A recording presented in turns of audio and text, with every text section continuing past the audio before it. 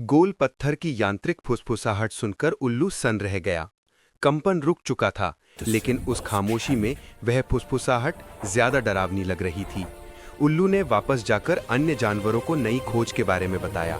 सभी जानवर, गैंडों का समूह, सांड और चूहों का झुंड दरार से सुरक्षित दूरी पर इकट्ठा हो चुके थे। जैसे ही शक्तिशाली गैंडा पत्थर को नष्ट करने के लिए आगे बढ़ा, पत्थर से निकलने वाली फुसफुसाहट अचानक एक तेज, चेतावनी भरी चीख में बदल गई और साथ ही दरार के दोनों ओर की जमीन असामान्य रूप से फूलने लगी।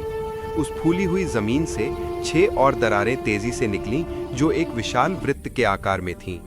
उस वृत्त के बीच से एक बड़ा, अंडाकार, गहरे रंग का धातुई उपकरण धीरे धीरे ऊपर उठना शुरू हुआ। उपकरण पर नीले रंग की चमकदार रेखाएं थीं और ऊपरी हिस्से से हल्की हरी रोशनी निकल रही थी। जानवरों ने डरकर पीछे हटना शुरू कर दिया। उसी पल उपकरण का ऊपरी हिस्सा खुला और उससे एक मंद, शांत स्वर निकला, जो सभी जानवरों की भाषा में था। हमारा उद्देश्य विनाश नहीं, मदद है। यह सुनकर उपकरण के निचले भाग से कई छोटे मकड़ी जैसे जांच उपकरण, प्रोब्स, बाहर निकले और दरार के पास गए।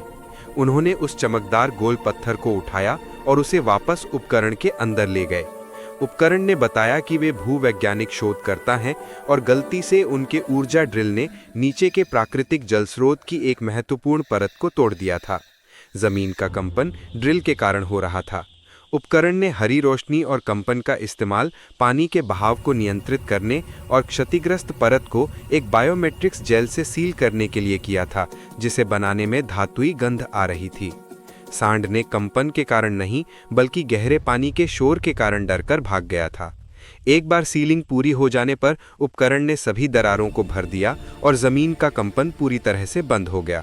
उपकरण ने जंगल को सुरक्षित रहने की शुभकामनाएं दी और चुपचाप वापस जमीन के अंदर चला गया।